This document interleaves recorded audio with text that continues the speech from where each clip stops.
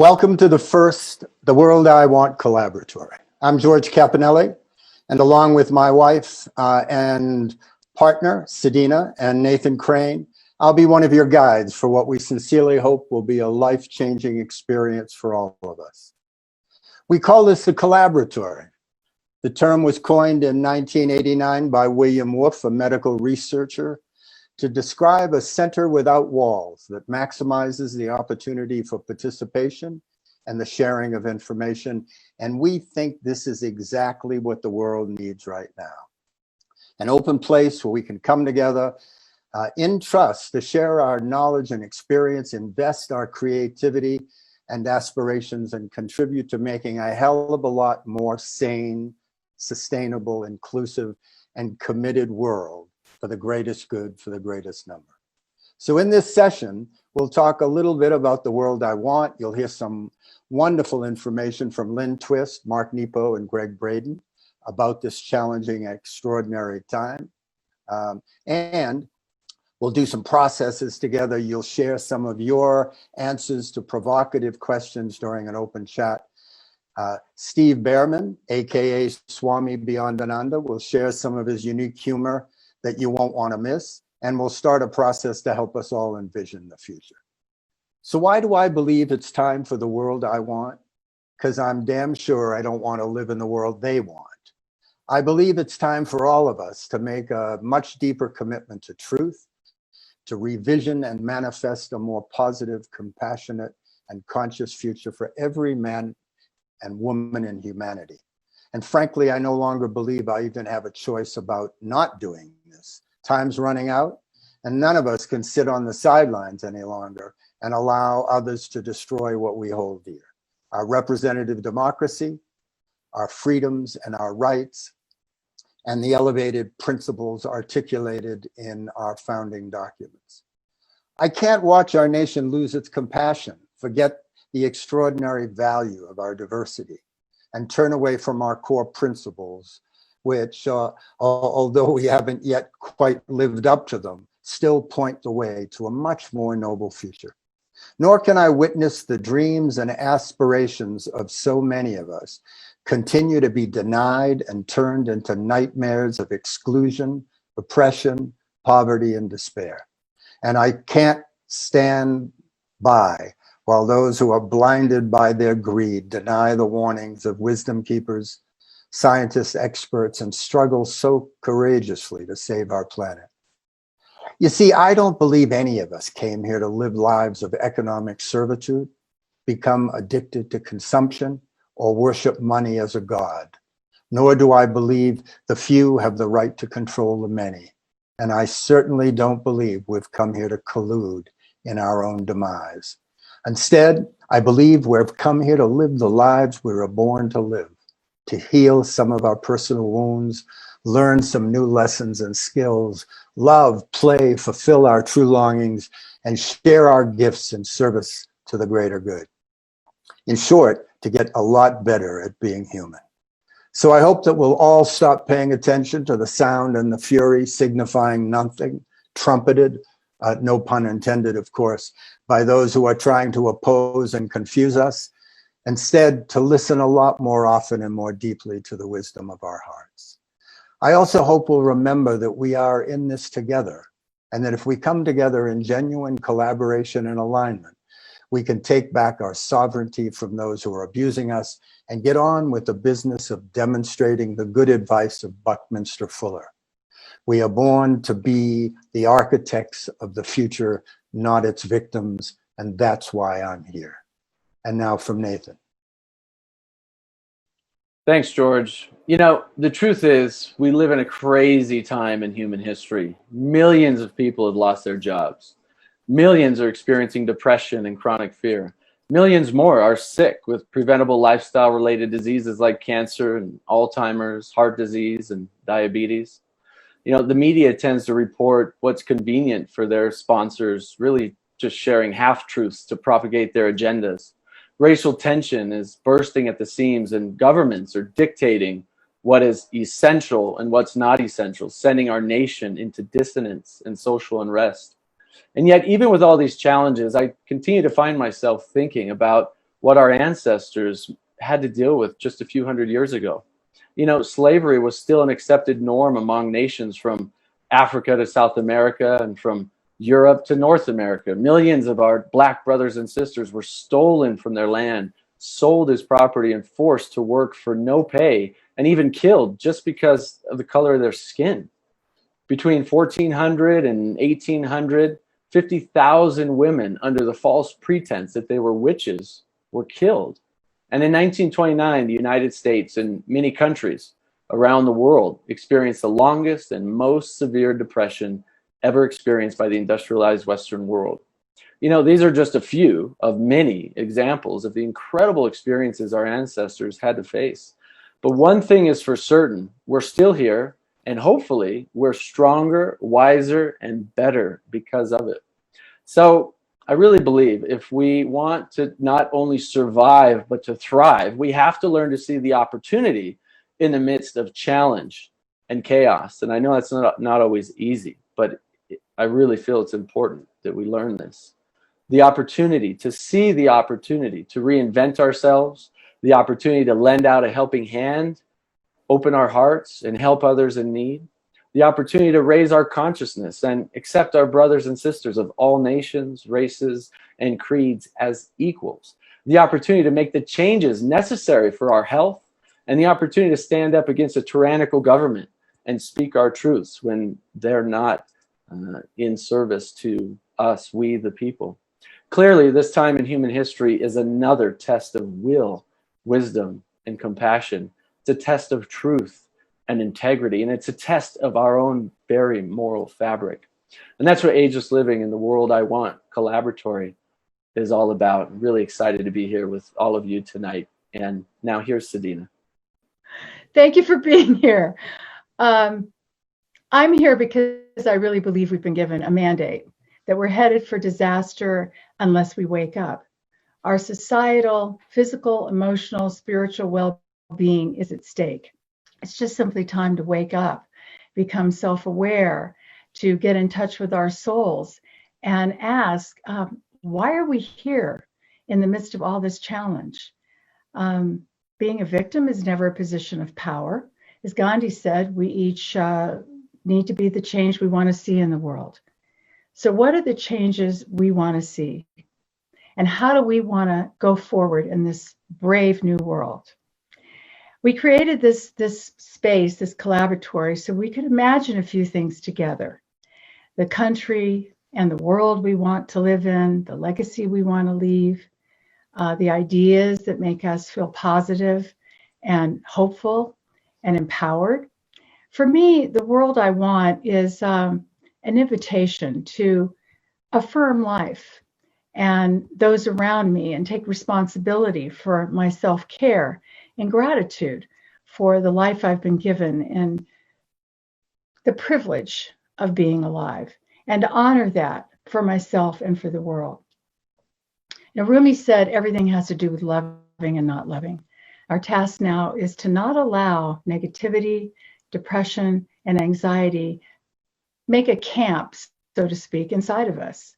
We can remember our birthright as spiritual beings having a physical experience, and remember we are a part of an unlimited universe of energy and light expanding without end. We are this energy, and we are ageless. So we're going to get through this together. I really believe that. We were made for these times. Our bodies are made to adapt. They are really designed for change. And now it's our response that truly matters. Knee-jerk reactions are not going to work now. We need thoughtful, caring, life-affirming responses that will be felt and seen by those around us as well and in the world. Clarissa Pinkola Estes says a wonderful thing. She says, one of the most calming and powerful actions you can do to intervene in a stormy world is to stand up and show your soul, to display the lantern of soul in shadowy times like these, to be fierce and to show mercy toward others. Both are acts of bravery and the greatest necessity. I think that's a pretty good suggestion.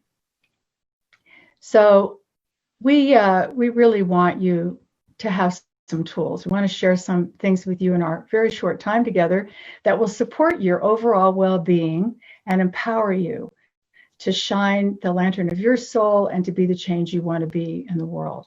So there's an ancient healing and grounding meditation that I've been practicing and teaching for a very long time, and it's called the Inner Smile. And although it will be abbreviated, I know you'll enjoy the benefits, and it will be easy to remember and take home with you on your journey. So what we're going to do is settle in and take a couple of deep centering breaths together and allow the body to just relax. And we're going to exhale with the healing sound of ha. And so you follow me and please join in, okay? And the exhale, we'll use that to exhale any uncertainty or anxiety we might be holding around this topic, okay? So join me now, breathing in. Ha. And again. Ah. And now I want to invite you to bring the focus to your heart and smile. It means the corners of the mouth come up into a smile. Smile to your big heart. Keep breathing. Now guide that smiling energy from your heart up to your head.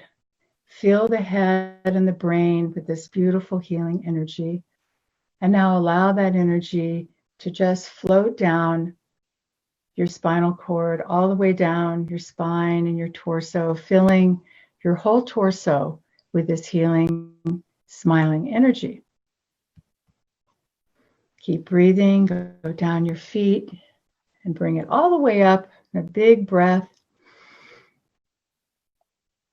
And now enjoy that breath, that smiling, healing energy, right where you're sitting in your home or place where you are, and send it out to your home. Send it out now to the world, and send it out to the universe. Take a deep breath. Feel the universe smiling back at you. And now bring it back, come back into your seat. Another deep breath. And when you're ready, gently open your eyes and smile. Great, thank you. Thanks, Dina.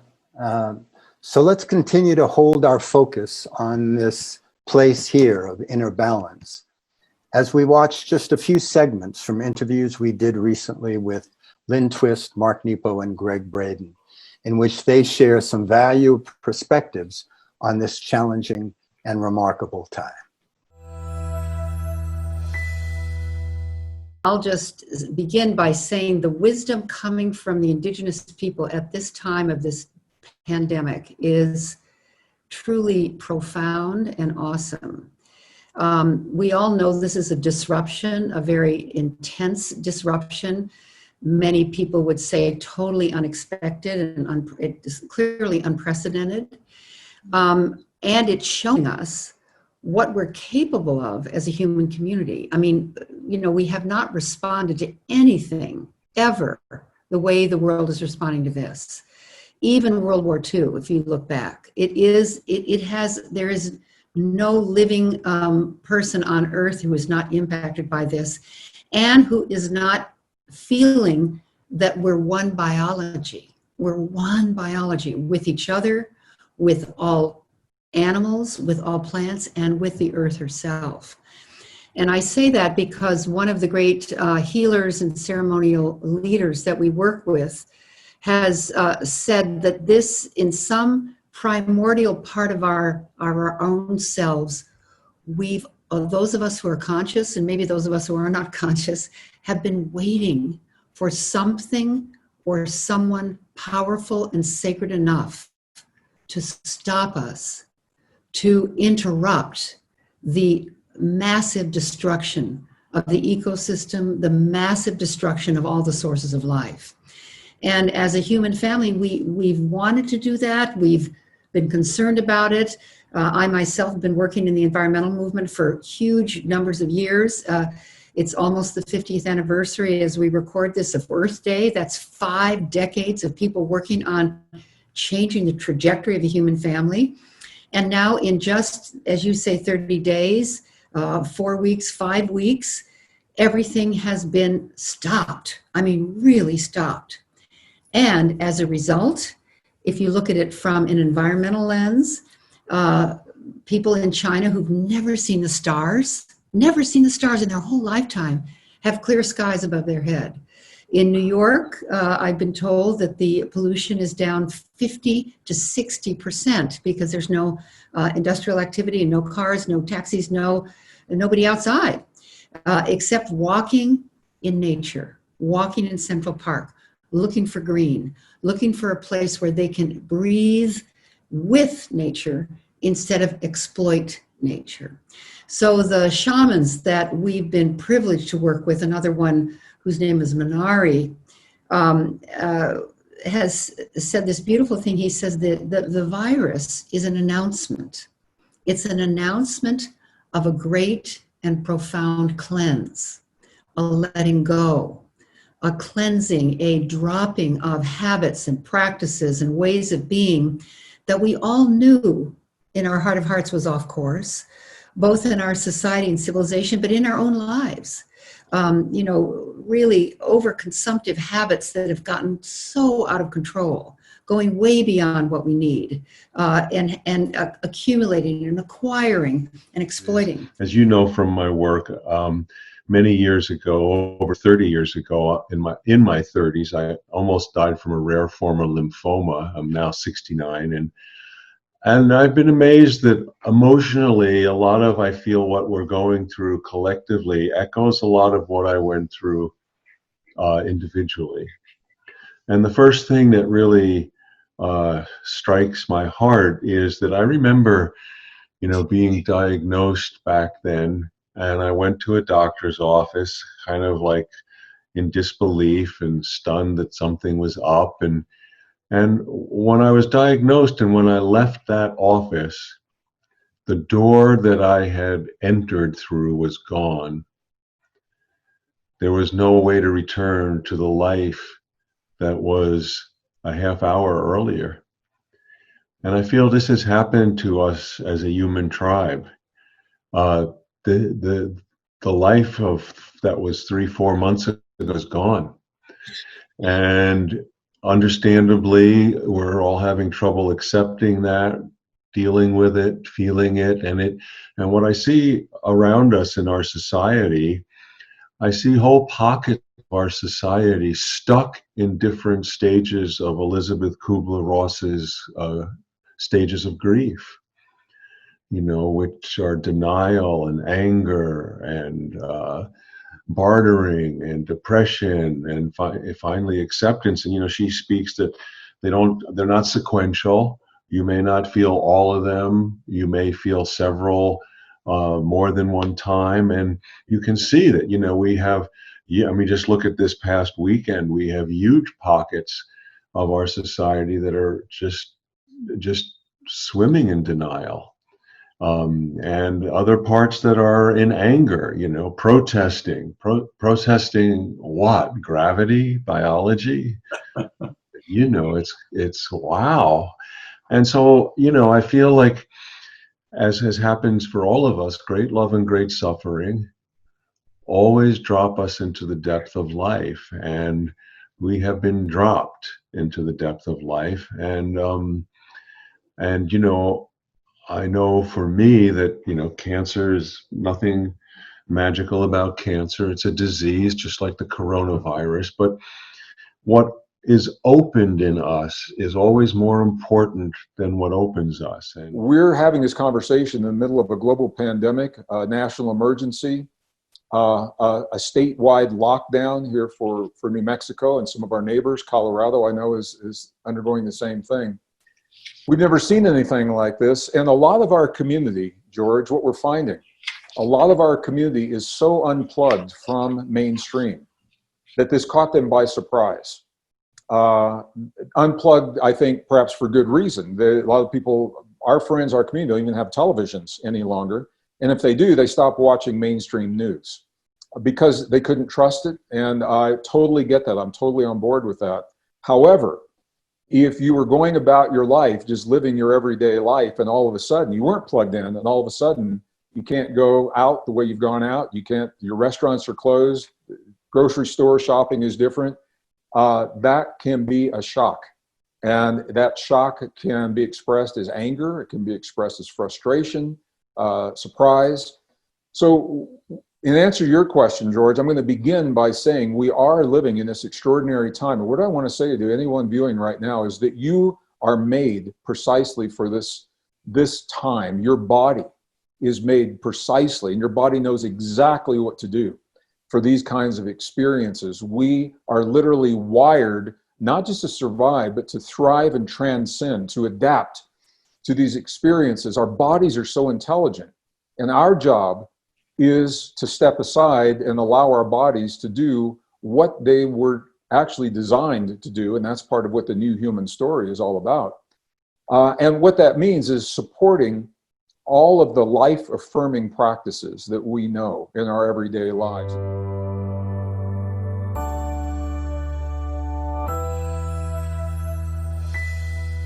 So those were some really wonderful excerpts from some interviews that you'll be able to find later on our blog at Ageless Living Series. Also on our podcast, the full interviews, where these wisdom keepers go into so much more depth on these really important topics of our time. One of the things that George and Sadina both said as we opened up this webinar was, as part of the world I want, we want to give you some tools, some resources, some practices to help guide you into your own inner wisdom, to find not only what maybe have some clarity around what's going on in your life and around the world, but also how can you utilize your own inner wisdom, your own intuition, your own inner guidance to come up with the solutions for your life. And that's what the world I want is about. And so what I'm going to share with you here in just a moment is a very simple but powerful practice that I'll invite you to do with me. It'll take us a few minutes. And then at the end of it, throughout this practice, we're going to ask you a few questions. You're going to ask these questions to your own inner wisdom, to your heart. We're going to stay connected in that heart space. And then at the end of this, we'll invite you, if you feel called to share some of the answers or some of the things you may have learned from this process in the chat box below the video that you're watching. So if you'll join me here for a moment, we're just going to take a few deep breaths together, and then I'm going to guide you through a fun, simple, powerful practice to connect to your heart. And you can close your eyes if you feel comfortable to do so. We'll start with 3 big breaths. Big breath in through the nose and out through the mouth. Just relaxing and releasing. Big breath in through the nose, out through the mouth, releasing all the tension. One more big breath in, fill your belly with all that fresh healing energy and clean air, and let it all out through your mouth. Fully relaxing. I'm going to ask you just to imagine seeing yourself standing on the moon. You're standing on the moon, beautiful, safe, glowing moon, feeling light, calm, at peace, and looking down at the earth beneath you, staring down at the earth beneath you, glowing, beautiful earth, knowing that you're also standing on that earth beneath you. And we're going to dive off this moon here in just a moment. We're going to enter our own bodies on the earth and enter right into our heart. It's a beautiful practice I learned from a spiritual mentor of mine over a decade ago, and it's really wonderful. I'm happy to share it with you. So in 3, 2, 1, step off the moon, diving gently downward towards the earth, gliding down towards the earth. You're going down, down, down towards the earth. You're getting closer and closer. You see the earth getting closer to you. You see yourself standing on the earth. And you're going to enter through the top of your head and land right in your heart. 3, 2, 1. Land right inside your heart. And in your heart, you feel safe. You connect to your own inner wisdom. The heart has so much wisdom to share with us. It has all the answers we need for all the questions, the challenges we may have in life. Just feel floating there in your heart. You can even put your hands on top of your heart. Really picture yourself calm and comfortable and relaxed in your heart. We're going to ask the first question. First question to ask yourself, to ask your heart. What are one or two things I find troubling or concerning about what's going on in the world today? What are one or two things I find troubling or concerning about what's going on in the world today? Allow the answer just to bubble up all on its own.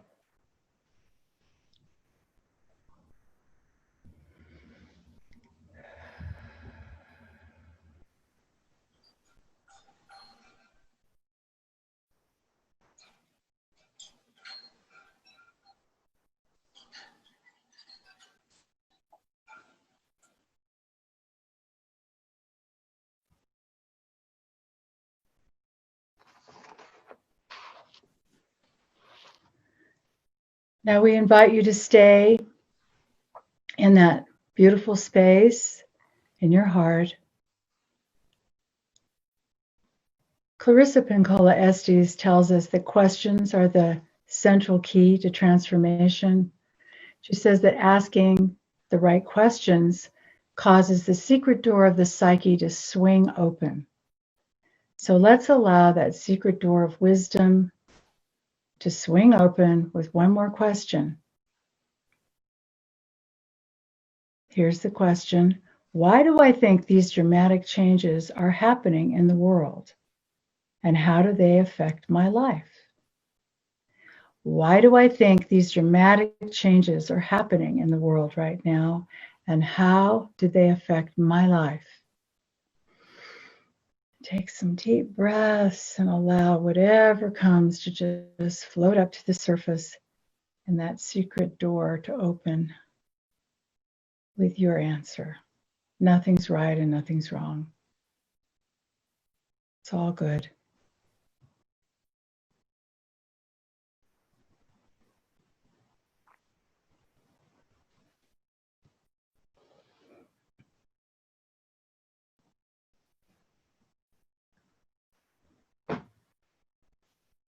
And now a third question. What are one or two things I can do to contribute to creating a more positive world for myself and for others? One or two things I can do to contribute to creating a more positive world for myself and others.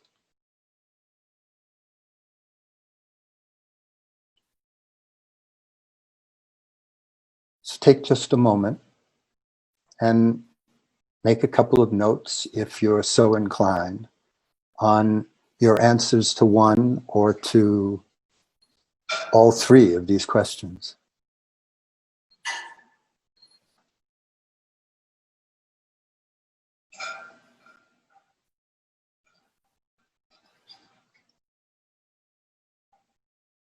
And then in just a moment, we're going to invite you to go below on your screen and jot down something that you have noticed or discovered in any one of those areas. And then we're going to open up a chat that will allow us to share with one another for a little bit.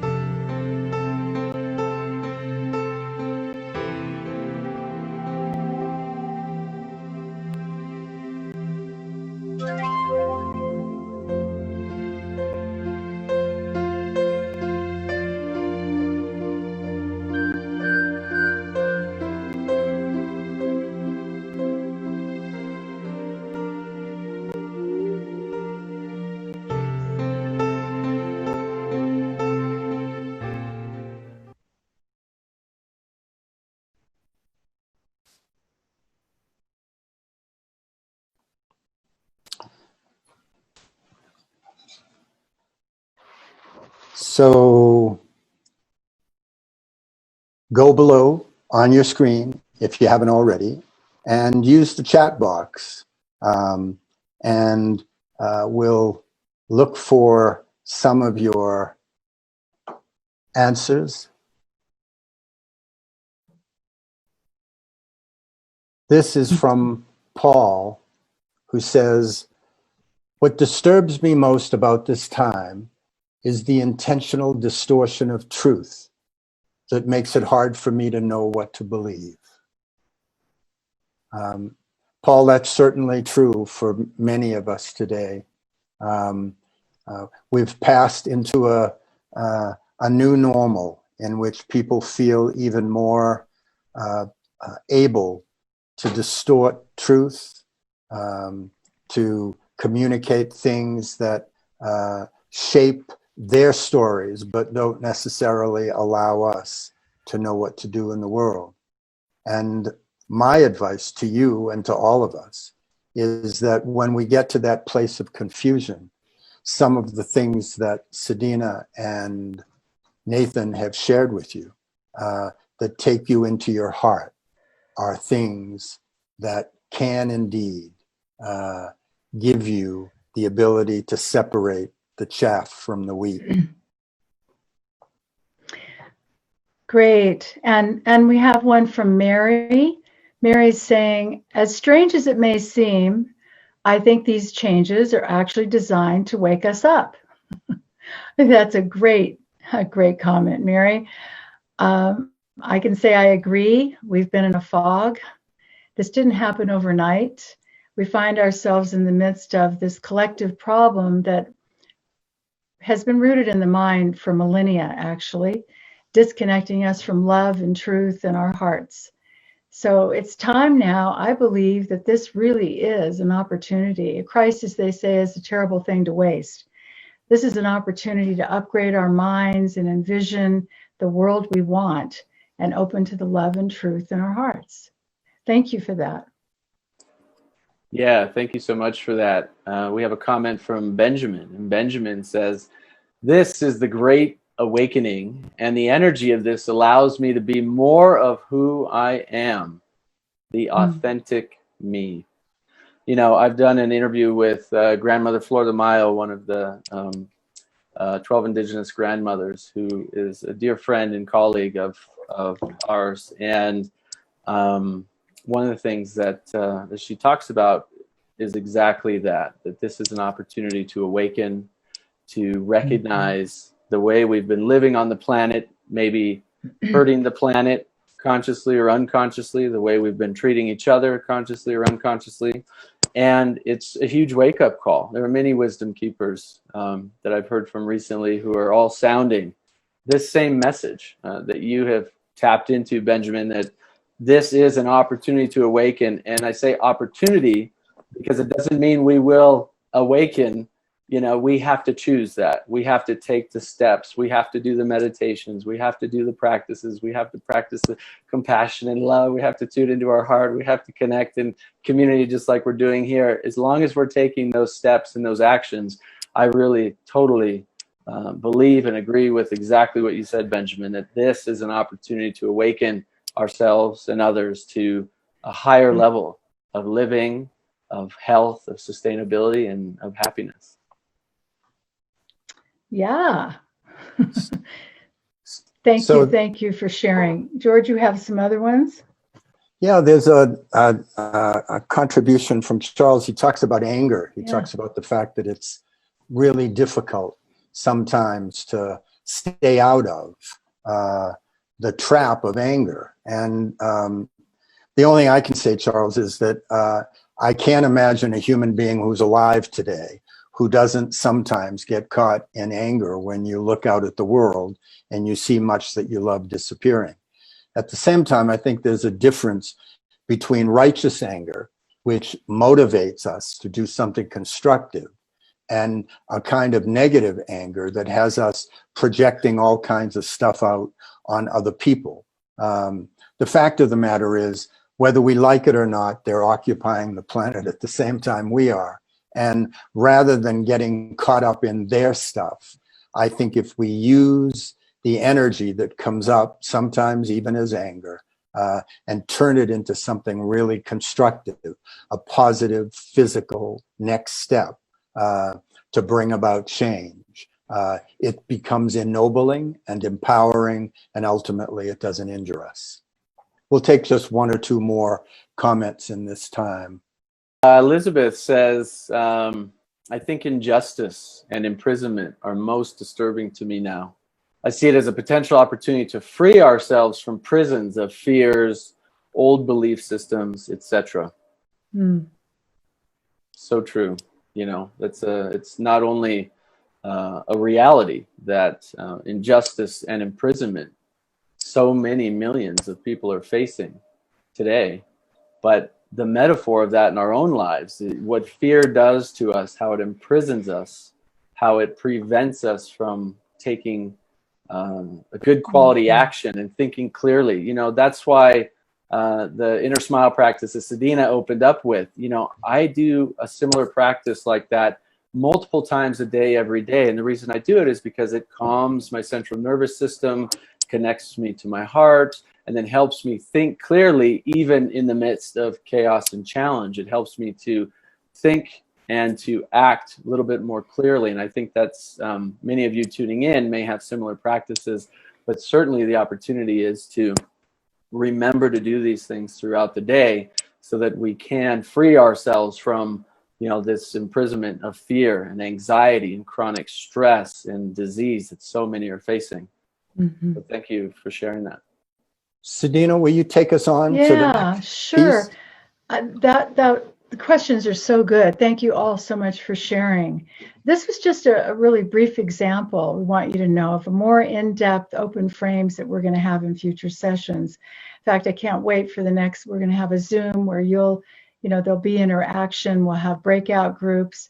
So let's just spend a couple of minutes talking about the world I want, what it's all about for us, and hopefully for you. If you agree with us, it's time to reimagine and contribute to manifesting a much more sane and positive future. One of the big questions we need to ask, if that's the truth, is how do we get from this mess to the world we want? So to help us answer this, we're suggesting a path that we think that we can offer all of us the opportunity to take full advantage of this precious opening that's occurred, come at a great cost of human suffering and tremendous loss of life and very significant economic distress, and it's brought humanity basically to a complete halt. I believe this might be the first time in history. So let's not squander this historic opportunity. Instead, let's use this time to reflect on the lives we've been living, identify some of the things we've been doing and beliefs we might have been holding that could have been obstructing us in some way and possibly limiting us, and some that have been serving us. Let's better prepare for and shape this new story that we can create on the other side of this stage of the COVID-19 crises. A new story will certainly challenge us, right? But it will also offer us remarkable opportunities to rewrite the script of our lives and the script of our time. And it's really up to us. The future is truly in our hands right now.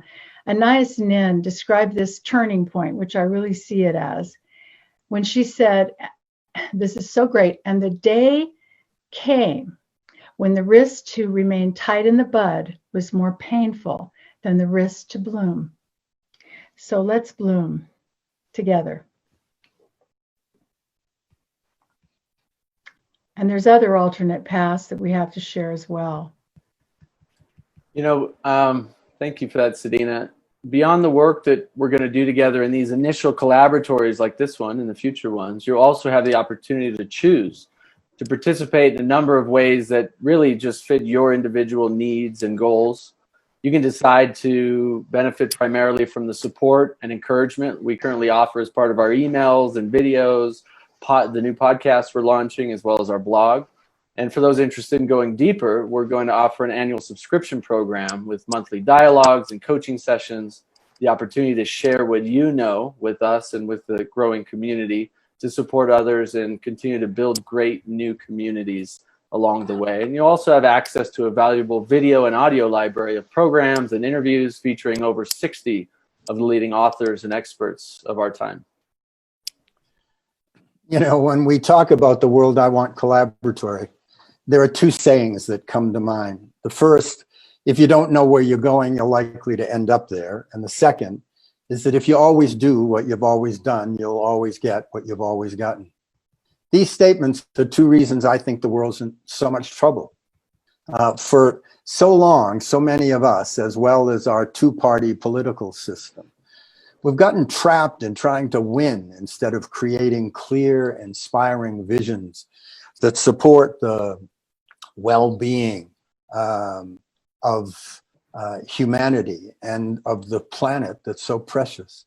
And this, of course, leads directly to the fact that generation after generation, we've been doing the same old tired things, things that only partially work for some of us, or that once worked but no longer are relevant or effective.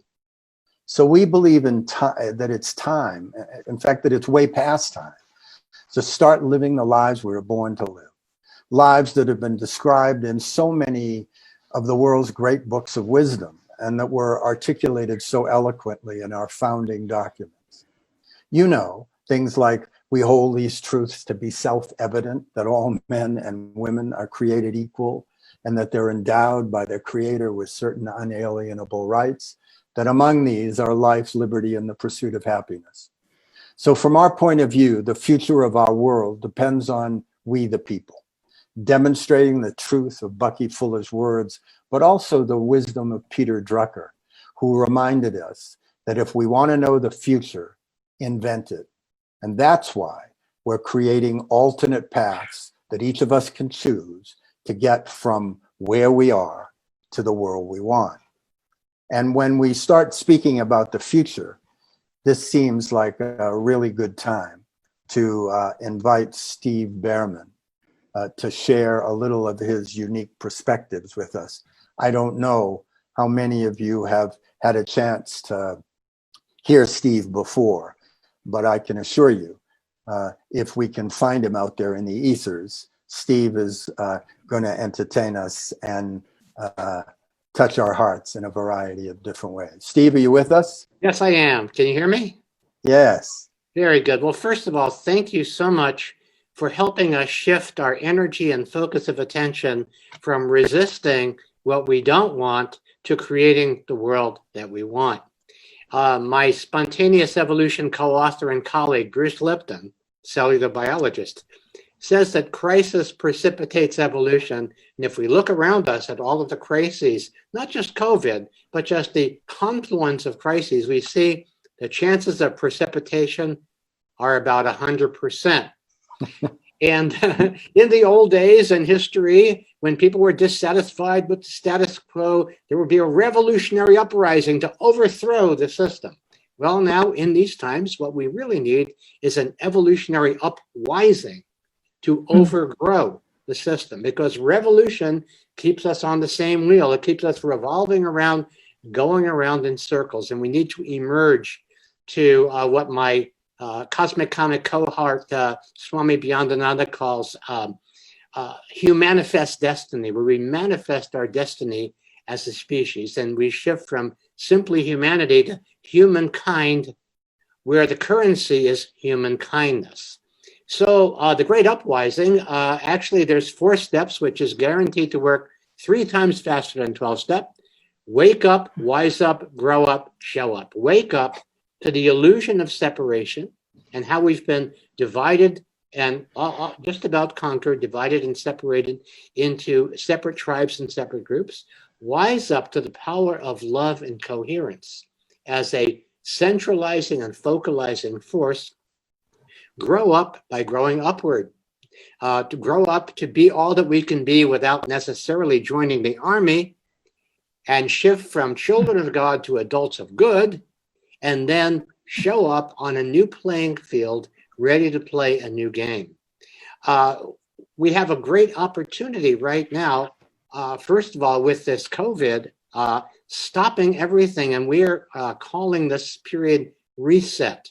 Reset. We have Mercury retrograde now, another great opportunity to reset our course to what it is that we really want. And it's time for us to turn our energy away from what we are being told by the media, whether it's mainstream or alternative, it's external to us, and start to focus inside to find the truths that really exist within us.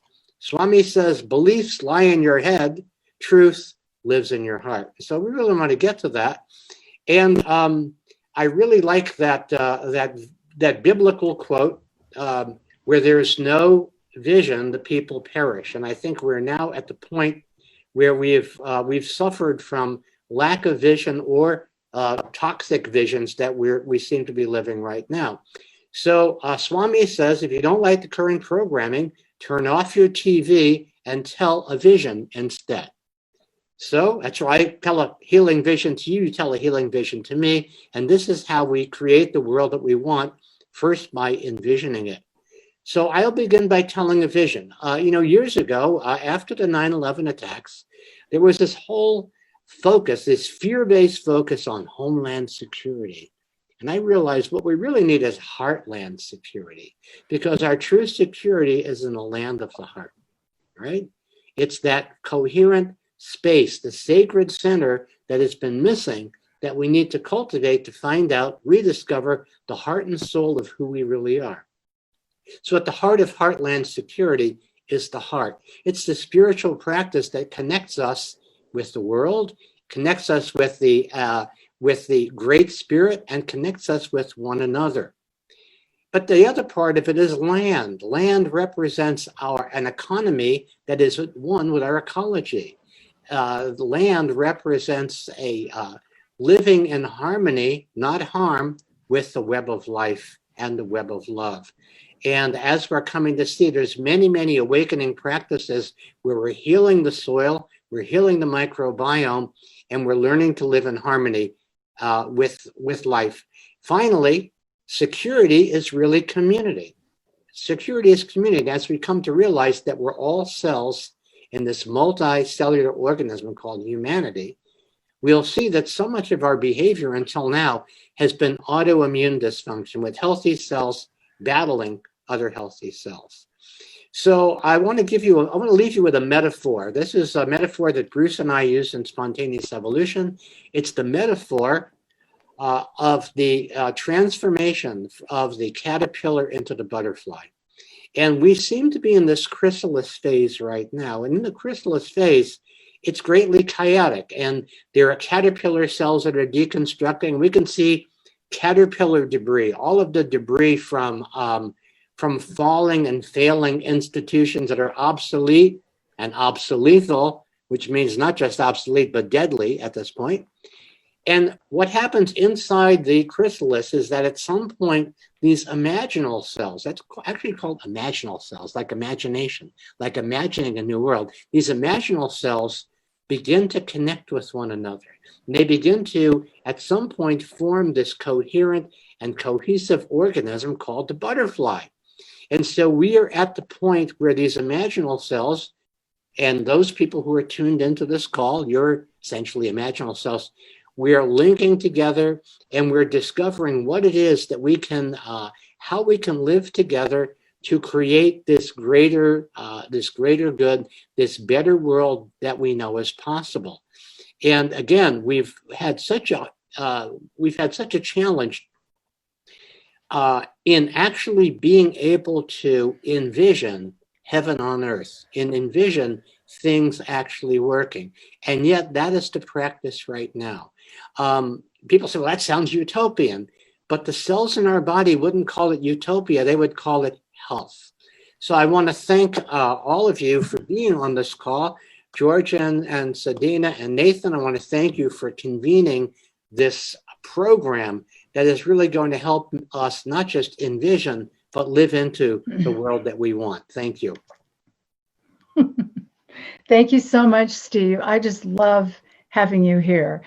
And thank you for lighting up things for us, for your enlightenment. And it was absolutely perfect what you said, because the envisioning that you're talking about is literally setting the stage for our personal action and creating the world we want, which we're going to do right now, creating an ideal scene. Since the world is really what we are dreaming into being in each new moment anyway, it's time to dream a new world. Do you agree? So a world with greater sanity, sustainability, a world with greater sufficiency and love and joy and compassion and equality. So there's a Chinese expression that says, where the mind goes, the chi or the energy follows. So let's now focus the power, our tremendous power of our minds, on a new dream and the new beginning for ourselves and our planet, and just know that the energy will follow. So we'll begin by centering ourselves again. So you might want to place your feet on the floor and just take a couple of deep breaths. You can close your eyes if you like, if that's comfortable. And we're going to take a couple of deep breaths together and just let go again any anxiety that you might be holding, any uncertainty about what's going on. Let's just let it go for right now. And take a deep breath and focus on your heart. We're going into the heart a lot right now. Okay? And feel that energy of the heart move up to the middle screen, right in between your eyebrows, right at the third eye point. There's a middle screen, maybe a couple feet in front of you. Wherever it shows up for you is perfect. And see yourself now. See yourself in this vision, this mental screen, playing your ideal scene. You're in a beautiful place. You're exactly where you want to be. You look fantastic. You're healthy, vitally alive, feeling great on every level. And now see the positive changes in the world happening all around you. Just whatever comes up for you. Maybe it was something that you thought about earlier when you were answering the questions. What do these changes look like? And almost more importantly, what do they feel like? What are you feeling with this new change? How does your body feel? And take another breath. And see what you're doing. What are you doing? How is it different than what you're doing in the world you're now living in? And you might want to ask yourself, what can I give and what can I learn in this new world? Another deep breath. Ask, what are you happy about in this new world? What makes you happy here? That's a big one. Can you see all the beauty and everything and find meaning in all that's around you now? If your video begins playing any doubts, old thoughts, limited beliefs, any of that stuff, take another breath and replace those with new images about what you want to see and the people in your life who are supporting you, the actions that you are taking to support others in this new world. Keep visualizing without limits what it is you truly want. And now turn up the volume. Turn it up. Turn this up, the sound, the colors, the emotions. See all the beauty around you. Hear the sound of joy. Feel the inspiration, the compassion for everyone, everywhere. Feel the abundance. Know there is enough for people everywhere. Take just a minute and let yourself absorb all of it. Take it all in and enjoy this new feeling, this new world. Even if you just get a word, a little picture, it doesn't matter. Whatever comes up, it's your creation. Remember, the mind is very powerful. The energy will follow. But it's not enough to just visualize the world we want to be in. We need to go one more step. We need to see ourselves and see the planet delivered and free. See this now. Bring your attention to that. And then a big breath and bring the attention back to where you're sitting. Feel yourself with your feet on the floor. And then slowly open your eyes and smile. Thanks. Thank you, Sedina. It's a beautiful process. I love that envisioning process. I feel very hopeful about the future every time I do something like that. So thank you. And, we want to take this moment, just a minute or two, and share some positive things with all of you that, have come from this very challenging time. I've seen quite a few people who I'm connected to in various social channels who have been posting how happy they've been to finally be planting their garden for the first time in years, getting their fingers and hands in the dirt and the soil and, planting their carrots and eating their own fresh food. It reminds me of the stories I heard about the victory gardens that, after the war, everyone was encouraged to plant victory gardens, and millions of Americans were growing food in their own backyards, organic, without all the chemicals that we have today, without all the genetic modification, and getting their own healthy, fresh, vegetables from their garden, which benefits us in so many ways. The microorganisms, the probiotics, without the chemicals, all of it is so good. So, that's one thing I've seen is a lot more people getting outside, soaking up, fresh air, vitamin D, and getting their own hands and feet in the dirt and planting vegetables again, which to me is very exciting, very encouraging. We've been doing it here at our own house as well. So, it's one of the wonderful things I've seen. Yeah, I know you have an amazing garden there. And we've been hiking. We've been hiking with Nathan and his family, with our dog, out in nature. One of the things I've been loving is the intimacy that I've experienced on Zoom calls. I got a big surprise for my birthday this year. George collected my family. I have a big family, and a lot of them I hadn't seen in so long. And I got the surprise of seeing all these beautiful faces looking at me. So, that's just amazing. That's a good thing that's come from this. And more social time on Zoom with friends that I haven't seen in a long time. I'm really enjoying my animals, spending time with them, relaxing, being in appreciation for nature, doing a little Tai Chi. George has completely re-landscaped our property, so it's just a pleasure to be here and enjoy it now.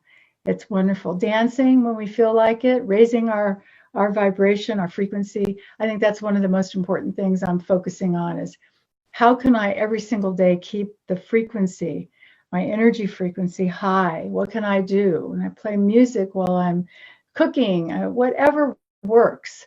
I'm doing that. So personally, I'm finding a lot to love about this, and I'm finding that as I breathe and come in the present moment, I'm amazed at how grateful I am for all the things I have in my world that, really going so fast, sometimes we go right past the beautiful pieces in nature, the seasons, flowers blooming, everything.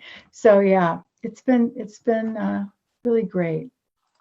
So I just have a Thanks. couple of things to add. This time has given me time to go into the quiet more, to remember that I'm really here and alive, not just to work, but to live, and that I don't have to be connected 24/7, that I can get into that quiet space. It's given me a chance to read poetry I haven't read in a while. It's given me a chance to just contemplate where I am in my life and what I really do want to do in the world going forward. So we encourage you to also make a list of a number of things that you can do and that you're benefiting from in this time. And we invite you to keep practicing that guided imagery process Sedina just introduced us to. Continue to visualize and feel into the world that you really want each day. And also find some next physical action that you can do to demonstrate that new world. Maybe it's a connection on Zoom, maybe it's a moment of peace and reflection, maybe it's something to do in nature, but whatever it is, not only visualize and experience it, but then expand it and keep feeling into it. We're also going to invite you to do something called the cycle of life process. We're going to send it to you. It's an exercise in a follow-up email. It's a really simple process, but it can help you evaluate how you're doing in 8 essential areas of your life, and then identify some things you may want to pay more attention to. So both your ideal scene and this self-evaluation process will give you some great stuff to share, if you choose to, in the next Collaboratory. Now, as we wind toward home, we would like to invite you to do just one short process with us, one more process, without thinking or censoring yourself. Go to the chat below your video screen and type in just one word that describes a quality, an experience, or characteristics you want in the world that you want to live in going forward. So just type away, just a word, and we'll just announce some of them, and then we'll move on to our close. Joy, I see coming up. Compassion. Yeah. Yes. And transparency. Harmony. Yeah. Oneness. Oneness. What else am I saying? Trust. Mm-hmm. You see, if we keep focusing on what we want and we keep identifying qualities and aspects of the world that we want, it becomes more tangible, it becomes more real. And each one of the qualities and characteristics we identify are things we can practice in our daily lives. So here's a few more coming through. I just want to share: abundance, appreciation, truth. All beautiful, peace, all good ones. Peace, yeah. Wonderful. God, it just sounds so good. Sustainability. There's going to be a moment, we may not be able to see it or feel it necessarily yet, but there's going to be a moment when this malevolence that's been hanging around is swept off the board, and we can begin to step out into the world with freedom and openness and care and love and tenderness and all of the things that our hearts long for. So this is just another exercise for you to do on top of the visualizing, the ideal scene and doing the cycle of life process. So, Nathan? Yeah, thank you, George, and thank you all for sending these beautiful words and your contribution to the chat. As we kind of close out here, I just want to say, that certainly sounds like the world that I want to live in, one of compassion and harmony and trust and beauty and abundance. I think all those qualities are things that we're striving towards, and so it's beautiful that we're connected to that same vision, that same energy, and I know we can manifest it together. And so if some of the things that we and our friends and collaborators have shared with you in this session call to you and resonate the truth that you carry in your heart, we hope you'll join us in the next World I Want Collaboratory. Just check your email. We'll send follow-up emails with all the details. Yeah, so please do and join us for this next session. We'll cover a lot more essential ground. We'll share excerpts from world-renowned geneticist and environmental champion David Suzuki. Yes, relationship expert John Gray and near-death expert Anina Murjani. So there'll be more time for sharing individually and in breakout groups too, which will be a lot of fun. And one more time to explore this center without walls, where we can work together and create the world that we really want. Keep that positive visioning going. So thanks for being with us. And please, we don't have any time to waste. We need to keep deepening our commitment to ourselves and to each other and to what really matters. We need to stand up for what we believe, support each other with love, speak the truth, hone our current skills, learn new ones, and be open to learning from some really remarkable people. If we do these things, we really will end up making a difference in these times. We also invite you to watch our 40-episode Ageless Living television series on local PBS stations. The series includes 22 inspiring wisdom keepers, and it's loaded with inspiration and recommendations and life strategies that can help us create the world we want. And if by any chance the series is not yet on your local PBS station, give them a call and let them know that you and those you love can't wait to see it. So we look forward to seeing you really soon. And we want to leave you with this inspiring quote by one of the great truth tellers of our time, Oriah Mountain Dreamer, from her book, The Invitation.